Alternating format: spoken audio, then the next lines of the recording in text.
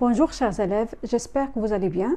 On a fini par l'étude de la première unité, donc on va passer à la deuxième unité concernant l'information génétique. On va commencer par le premier chapitre, ça veut dire la nature de l'information génétique et mécanisme de son expression. On va commencer par une remarque. On sait que chacun de nous ressemble à ses parents par un ensemble de caractères. Soit il ressemble à sa maman par un ensemble de caractères, par exemple la couleur des yeux, la couleur des cheveux, par exemple, ou bien il ressemble à son père par un ensemble de caractères. Aussi, il y a des caractères intermédiaires entre les caractères de la maman et les caractères du père. Ça veut dire que la majorité de nos caractères sont hérités de nos parents. انتباه الله عليكم هنايا قلنا لا تاملنا اي واحد فينا تامل راسو راه غادي يلقى الصفات ديالو لون عينيه لون شعره القامه الى اخره. اذا مجموعه ديال الصفات فهي منين جايبينها راها من الوالدين، فكل واحد منا اما يشبه اباه في مجموعه من الصفات او امه في صفات اخرى، او لدينا بعض الصفات اللي هي وسيطه بين الصفتين الابويتين. اذا ما يلاحظ عند الاب وعند الام. ماذا يعني هذا؟ يعني أن صفاتنا فهي موروثة من الوالدين أو الصفات تنتقل عبر الأجيال. نتكلم عن الصفات الوراثية. Et chacun de nous, d'où provient-il? Et on sait que chacun de nous est formé de milliards de cellules. D'où viennent toutes ces cellules? Bien sûr, vous avez vu au collège شوف الإعداد ديال الله عليكم التوالد عند الحيوانات عند الإنسان. Vous avez vu le tronc commun, la reproduction chez les plantes. Et vous avez vu au cours de la reproduction sexuée, خلال التوالد الجنسي, chaque individu, كل فرد, provient d'une cellule appelée cellule œuf. Cette cellule qui provient de la fécondation de deux gamètes, mâle et femelle. قلت لكم رأيتم في الإعدادي التولد عند الحيوانات، التولد عند الإنسان، في الجذع المشترك تعرفتم على التولد عند النباتات، ولاحظتوا أن هذا التوالد الجنسي يعني الذي يتطلب تشكل الأمشاج والمشيج الذكري يندمج مع المشيج الأنثوي خلال ظاهرة تسمى الإخصاب، والنتيجة هي تشكل خلية البيضاء، وهذه الخلية البيضاء هي التي ستعطي الكائن الحي أو فرد جديد. طبعا يتوفر على مجموعة من الصفات التي ورثها من أبويه. Donc, j'ai dit que chacun de nous provient d'une seule cellule, qui est la cellule œuf, الخلية البيضاء. Et cette cellule œuf contient donc les instructions responsables de l'apparition de tous nos caractères, sous forme ce que l'on appelle l'information génétique. Donc, ce n'est qu'une substance qui se trouve au sein de la cellule et qui est responsable de tous nos caractères. On parle d'un ensemble d'informations génétiques appelé programme génétique. إذا الله عليكم قلنا مادام جسمنا كتكون ملاير الخلايا، وهذه الملاير الخلايا صادرة عن ماذا؟ صادرة عن خلية واحدة اللي هي الخلية البيضاء اللي مصدرها اندماج حيوان منوي ان gamète mâle qui provient du père اللي جاي من الأب et un gamète femelle l'ovule أو البويضة qui provient de la mère. اش كيعني هذا؟ يعني ان ديك الخليه البيضاء هي اللي غادي تعطينا الجسم كامل، يعني الملايير الخلايا لجسمنا وايضا الصفات ديالنا كاملين. يعني شنو كاين في هذه الخليه البيضاء؟ راه هذه الخليه البيضاء اللي كتوفر على شي ماده كتضمن جميع التعليمات اللي غادي تعطينا الصفات الوراثيه. اذا هذه التعليمات هذه اذا كنسميوها بالبرنامج الوراثي ou bien le programme génétique. Donc ici, on peut se poser un ensemble de questions. Cette substance ou bien cette information génétique, où se trouve-t-elle? Au sein de la cellule, d'une part. D'autre part, on a dit que l'ensemble de notre cellule, des milliards de cellules, proviennent toutes de la même cellule, la cellule œuf. Et la majorité de nos cellules contiennent cette information génétique. Ça veut dire que l'information génétique a passé d'une cellule à une autre au cours des divisions cellulaires. Donc la question qui se pose, comment se fait la transmission de l'information génétique d'une cellule à une autre? إذا كيف يتم تمرير هذه المادة الوراثية من خلية إلى أخرى؟ D'une part, d'autre part, quelle est d'abord cette information génétique? Quelle est sa nature? ما طبيعتها الكيميائية؟ Quelle est sa nature chimique? Quelle est sa structure? ما بنيتها؟ Et aussi, on a dit que cette information génétique, c'est la substance ou bien la matière responsable des caractères héréditaires. Donc, comment cette substance donne-t-elle les caractères héréditaires? Comment s'exprime-t-elle? يعني هذه الماده الوراثيه هي اللي كتعطيني الصفات، لون العينين، لون الشعر، ولكن كيفاش عبرات هذه الماده هذه على شكل صفه. Donc c'est ce qu'on va voir au cours de ce chapitre. Dans cette vidéo, on va répondre aux deux premières questions, ça veut dire la localisation de l'information génétique, أين تتواجد هذه المادة أو هذا الخبر الوراثي, l'information génétique, et aussi comment se transmet-elle d'une cellule à une autre. Donc commençons par la localisation. Donc on sait que cette information génétique se trouve au niveau de la cellule, puisque toutes nos cellules proviennent de la cellule œuf. Donc cette cellule œuf contient l'information génétique. Donc l'information génétique se trouve au niveau de la cellule. La cellule, on sait qu'elle est constituée d'une membrane cytoplasmique et un cytoplasme. Le cytoplasme, on a vu qu'il est constitué par l'hyaloplasme, ça veut dire une substance qui remplit la cellule, au niveau duquel baigne un ensemble d'éléments appelés organites cellulaires.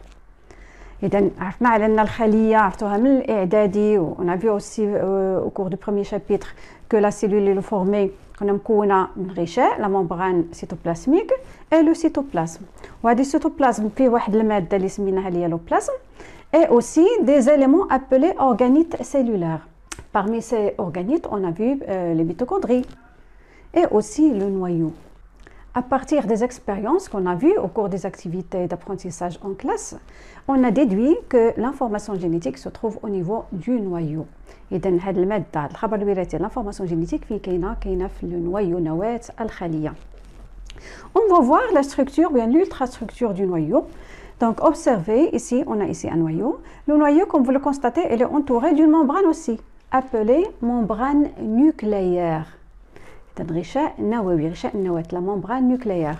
À l'intérieur de ce noyau se trouve une substance appelée nucléoplasme. Dans ce nucléoplasme se trouvent des éléments appelés nucléoles et aussi une substance dense au microscope appelée chromatine. C'est cette chromatine qui est le support de l'information génétique.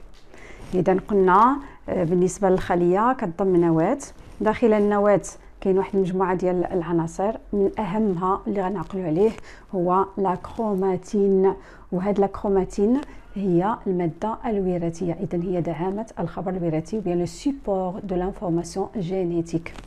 Autre chose, la membrane nucléaire présente des pores. متقبة فيها ثقوب هاد لا membrane nucléaire. إذا présente des pores يعني ثقوب. Ça indique qu'il y a des échanges entre le noyau et le cytoplasme. هذا كيعني أن غادي تكون واحد التبادلات بين النواة وبين الcytoplasme. Donc l'information génétique se situe bien, se localise au niveau du noyau. Donc on passe à la deuxième question, ça veut dire comment se transmet cette information génétique d'une cellule à une autre. On a dit que chaque individu pluricellulaire, ça veut dire constitué de plusieurs cellules, le nombre de cellules peut atteindre des milliards de cellules. Elles proviennent toutes d'une seule cellule, ça veut dire la cellule œuf. C'est-à-dire que cette cellule œuf a subi des divisions successives pour donner ces milliards de cellules. Ces divisions cellulaires, ou bien ce type de division cellulaire qui a pour but la multiplication des cellules, s'appelle la mitose.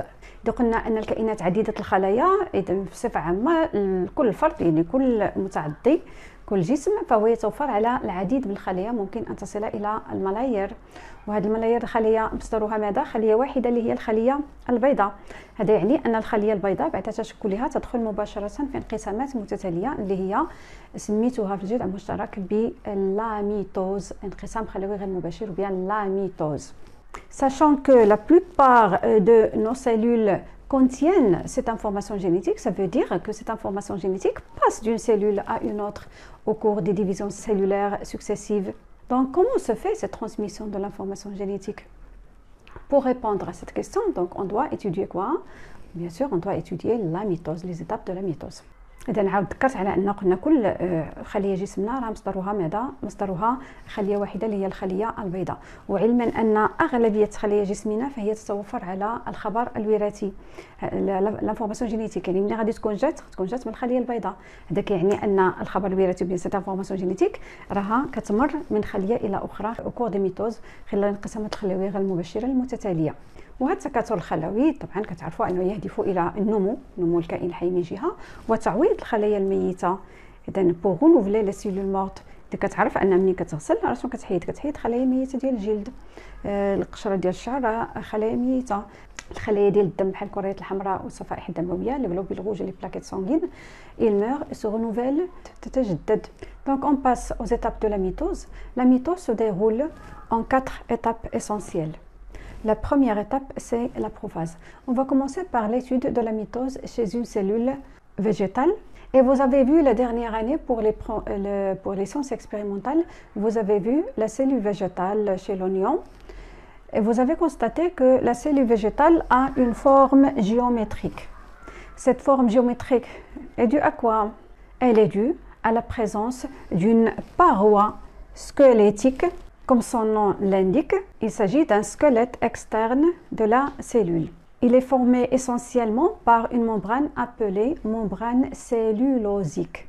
Donc la cellule végétale, en plus de la membrane cytoplasmique, elle contient aussi une autre membrane, la membrane cellulosique, qui participe à la formation d'une paroi squelettique. Donc au cours de la prophase, apparaît dans la cellule et surtout au niveau du noyau, apparaît des filaments appelés chromosomes avec la disparition de la chromatine. Qu'est-ce que ça veut dire? Ça veut dire que la chromatine se transforme en chromosome. Et au cours de cette phase, la prophase, chaque chromosome est constitué de 2 filaments appelés chromatides. Donc chaque chromosome est constitué de 2 filaments. Le premier appelé chromatide, donc les 2 chromatides. Les 2 chromatides forment ce que l'on appelle chromosome double. Chromosome double. Donc au cours de la prophase apparaît des chromosomes doubles. Apparaît des chromosomes doubles à la place de la chromatine. Donc la chromatine. Donc comment se fait cette transformation de la chromatine au chromosome? La chromatine, elle aussi, elle est formée par des filaments. Mais ces filaments, ils sont très fins. C'est pour cela qu'ils ne sont pas apparents ici. Mais ces filaments fins vont s'enrouler, chaque filament au cours de la prophase, chaque filament va s'enrouler sur lui-même pour donner un chromosome qui est court et plus épais. C'est pour cela qu'elle est apparente au microscope. إذا قلنا بالنسبة لهاد الكروماتين هي اللي كتحول لنا الكروموزوم. الكروموزوم هما الصبغيات اللي سمعتوا بهم من الاعدادي، سمعتوا بالصبغيات. اذا هاد الكروماتين سو ترانسفورم ان كروموزوم. ولكن علاش في الكروماتين ديك الخويطات ما بانولناش وهنا ولاو باينين مزيان في البدايه ديال الانقسام اون كور دو بروفاز كيبانوا لنا لي كروموزوم؟ علاش؟ حتى بالنسبه للكروماتين راه حتى هي مكونه من خويطات، غير هي علاش ما بانولناش هنا؟ لان هاد الخويطات هادو راه كيكونوا رقاق بزاف. اذا الخليه ملي ما كتكونش غادي تدخل في الانقسام، ما كيهمهاش الانقسام. اون بارل دو سيلول او روبو، خليه مرتاحه ما داخلاش في الانقسام. في هذه الحاله هذه لانفورماسيون جينيتيك سو تروف سو فورم دو كروماتين. اذا في هذه الحاله اذا هنا كنهضروا على كروماتين. اذا هذوك الخويطات كيكونوا مفتوحين ورقاق بزاف متداخلين بيناتهم، هادشي علاش ما كيبانولناش، حنا ما كنميزوش بيناتهم هنايا. ولكن الخليه ملي كتبغي تدخل في الانقسام هنا راه كل خيط من هاد الخويطات اللي غيشكلوا لنا الكروماتين كيبدا يلتف على نفسه عده مرات، كيبقى يدور على نفسه المره الاولى عاوتاني مره ثانيه، اذا كيبقى يدور على نفسه عده مرات كيولي قصير واكبر سمكا، وهادشي علاش كيولي ملاحظ تحت المجهر. Dans ce cas, on parle de chromosomes. Et on parle de la condensation, de la condensation de la chromatine en chromosomes. Autre chose, on va voir que au cours de la mitose, une cellule va donner 2 cellules. Ça veut dire que l'information génétique ici, les chromosomes, vont se partager entre les 2 cellules. Ça veut dire qu'ils vont migrer vers les 2 pôles de la cellule pour former 2 noyaux. Et sachant que ces chromosomes se trouvent à l'intérieur du noyau, donc il est entouré d'une membrane nucléaire. Donc la présence de cette membrane nucléaire va empêcher cette migration. D'où la nécessité de la disparition de cette membrane. إذا هنا الله يرضى لكم انتباه، قلنا بالنسبه لهاد الخليه هذه ملي غتقسم غتعطينا خليتين ياك، وبالنسبه للماده الوراثيه غادي توزع على الخليتين، غادي تمر من خليه لخليتين كيتسموا الخليتين بنتين لي سيلول في. وبالتالي هاد الصبغيات محتاجه باش تتحرك في اتجاه ما يسمى بالقطبي الخليه لي دو بول دو لا سيلول. اذا في هذه الحاله يعني خصها تكون حره، خصها تتحرك بحريه، ولكن حنا كنعرفوا ان هاد لي كروموزوم، هاد الكروماتين كي سي ترانسفورمي ان كروموزوم كاينه في وسط النواه، والنواه محاطه بغشاء، وبالتالي هاد الغشاء ما غاديش يخلي لنا هاد لي كروموزوم يتحركوا بحريه. اذا لهذا الخليه اش غادي دير؟ غادي تفكك هذا الغشاء لكي تتمكن الصبغيات من الحركه بحريه داخل الخليه. Ceci d'une part et d'autre part j'ai parlé des pôles de la cellule. هنا انتباه الله يرضي عليكم بالنسبه للخليه اللي ما داخلاش في الانقسام، اللي هضرنا على سيلول اوروبو وخليه في حاله راحه، راه ما كيكونش عندها واحد القطبيه واحد التوجيه، ولكن مجرد ما كتدخل في الانقسام كيولي عندها واحد التوجيه باش الصبغيات تعرفي غادي تمشي فين، غادي تتحرك في من اتجاه. اذا الخليه كيولي عندها واحد التوجيه. on parle de la polarité de la cellule. il apparaît deux pôles. اذا deux pôles vont apparaître à la cellule. هضرنا على لي بول يعني قطبين، بحال كيفكرنا بالارض، كيبان الارض قطب شمالي قطب جنوبي، ولكن طبعا في الخليه ما كاين لا قطب شمالي لا قطب جنوبي، كاين قطبين. وبالتالي مادام كاين قطبين اذا في الوسط ديال خدينا الوسط ديال الارض كاين واحد المنطقه كتسمى المنطقه الاستوائيه، اذا لا زون ايكواتوريال. حتى هنايا اذا مادام غيبانوا لنا قطبين غتظهر لنا واحد المنطقه، اذا المنطقه ديال وسط الخليه غادي تسمى المنطقه الاستوائيه، لا زون ايكواتوريال دو لا سيلول. دونك كيس كي فا دوني سيت بولاريتي؟ اشنو اللي غادي يعطينا هذا التوجيه للخليه؟ Pour donner cette polarité, la cellule crée ce que l'on appelle des fibres polaires qui relient les deux pôles de la cellule et donnent la polarité à la cellule. وبالتالي الخليه باش توجه نفسها اذا اشنو كدير؟ كتصنع واحد الالياف اللي كيربطوا بين قطبي الخليه، كيتسموا الالياف القطبيه لي فيبر بولار كي رولي entre les deux pôles.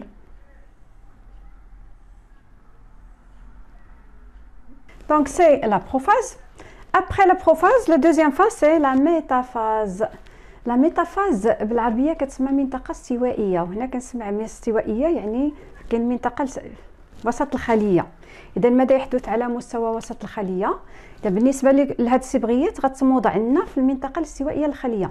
دونك سي كروموزوم vont s'installer au niveau de la zone équatoriale de la cellule pour former ce que l'on appelle une plaque équatoriale. اذا ديك المجموع ديال الصبغيات كيشكلوا لنا واحد الطبقه في المنطقه الاستوائيه للخليه كتسمى لا بلاك équatoriale، الصفيحه الاستوائيه، لا بلاك équatoriale. Donc ces chromosomes vont s'installer dans la zone équatoriale de la cellule. Les fibres polaires sont encore là et s'ajoutent d'autres fibres appelées fibres chromosomiques. Comme leur nom indique, chromosomiques, ça veut dire ils sont liés aux chromosomes. Donc ils vont apparaître d'autres fibres appelées fibres chromosomiques qui sont liées aux chromosomes au niveau de leur centromère. Cette zone-là qui relie les deux chromatides s'appelle centromère. Centromère. Donc les fibres chromosomiques vont lier le chromosome avec les deux pôles. Et ce sont ces fibres-là, les fibres chromosomiques, qui vont faire migrer les chromosomes. هما اللي غادي يحركوا لنا الصبغيات. هاد les fibres chromosomiques هما اللي غادي يحركوا الصبغيات vers les deux pôles في اتجاه قطبي الخلية. Donc c'est la métaphase. Après l'anaphase. anaphase بالعربية سميتها المرحلة انفصالية، يعني كنسمع فيها انفصال. إذن qui va être séparé ici, ce sont les chromatides. Ce sont les chromatides. Donc le centromère va se fissurer, إذن غادي يتهرس le centromère, ou bien va se cliver, غادي يتشق, et les deux chromatides vont se séparer. Chacune d'elles, pour chaque chromosome, chacune d'elles va migrer vers l'un des deux pôles. Donc, par exemple, prenons celui-là.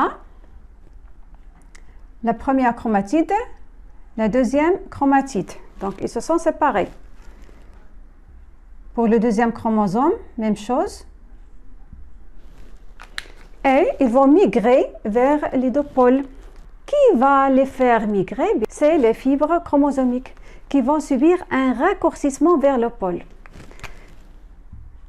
Donc, cette fibre-là va subir un raccourcissement vers le pôle et par conséquent, elle va faire migrer ce chromosome vers le pôle.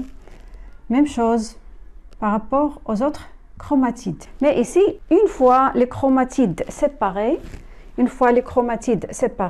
on ne parle plus de chromatides, on parle de chromosomes fils. إذا نعرض عليكم مجرد ما يفترقوا هاد الصبيغيات لي كروماتيد كيتسموا صبيغيات، مجرد ما يفترقوا ما بقاوش سميتهم صبيغيات كروماتيد ولاو سميتهم صبغيات ابنه دو كروموسوم فيس. Les fibres polaires elles sont encore là. Donc c'est l'anaphase. La télophase. Au cours de cette phase, donc les chromosomes fils vont se décondenser. إذا غادي يعاودوا يتحلوا من جديد. إذا كانوا متلولبين على نفسهم غادي يتحلوا. إذا pour former quoi d'après vous? Bien sûr pour former de la chromatine à nouveau. إذا إلا تحلوا غادي يوليو كروماتين. الفرق بين لا كروماتين والكروموزوم عقلوا الله عليكم لأن كاين بزاف الأسماء كيتشابهوا. إذا لا كروماتين هي خويطات ولكن خويطات رقاق بزاف، وهاد الخويطات متداخلين بيناتهم. هادشي علاش ما كيبانوش هاد الخيوط، ولكن مجرد ما الخليه غتبغي تدخل في الانقسام اشنو كيوقع لهاد الخويطات؟ ربما غتكونوا فهمتوها راسكم راه باش تسهل لنا فاز. تخيل ديك الخويطات كلهم طوال كلهم رقاق ومتداخلين بيناتهم، كيفاش غدير تفكهم الخليه؟ اذا اول حاجه كديرها كتقصرهم وكيرجعوا قصار وسماك باش كيمكن العمليه باش الخليه كتمكن من العزل ديالهم هنايا بانفصالهم في هذه المرحله هذه. اذا قلنا الاختلاف اللي كاين ما بين الكروماتين والكروموزوم ان الكروماتين راه حتى هي مكونه من خويطات، حنا غادي نتعرفوا على طبيعتهم في فيديو قادم ان شاء الله. وهاد الخويطات كيكونوا مفتوحين محلولين طوال، راه بالنسبه لحجم الخليه راه طوال، راه كيلكو سنتيمتر، كل خيط فيه الطول ديال البضع سنتيمترات، ولكن داخلين في واحد الخليه اللي هي الوردغ دو ميكرومتر. يعني بالنسبه للخليه هاد الخيوط طوال بزاف، طوال ورقاق، وبالتالي في هذه المرحله قلنا كيدخلوا بيناتهم كيكونوا داخلين بيناتهم ما كيكونوش باينين هاد الخيوط. ولكن ملي كتعول على الانقسام يعني عارفه الخليه غتتبع هاد لانافاز يعني خصها تعزل ولا تفرق ما بين هاد الصبغيات. اذا شنو كدير؟ كل خيط كتلفو على نفسه بزاف المرات باش كيولي قصير وسميك. هادشي علاش كيبدا يبان لنا حنا في المجهر وكيسهل على بطبيعه الحال الخليه باش يسهل عليها باش تفرق بيناتهم في هاد لانافاز هادي. دونك في لا تيلوفاز قلنا الصبغيات واش وقع ليها؟ غادي تعاود تحل من جديد. دونك les chromosomes vont se transformer en chromatine. Donc ici on a deux chromosomes qui vont migrer vers le premier pôle. Donc ils vont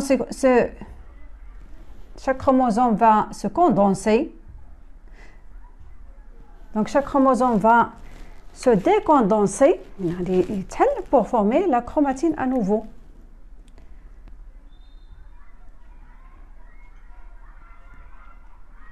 Autour de chaque ensemble de chromosomes, on a pris juste un exemple, ça veut dire deux chromosomes, pour qu'on puisse les schématiser sur le tableau. Mais en réalité, le nombre de chromosomes peut être beaucoup plus grand.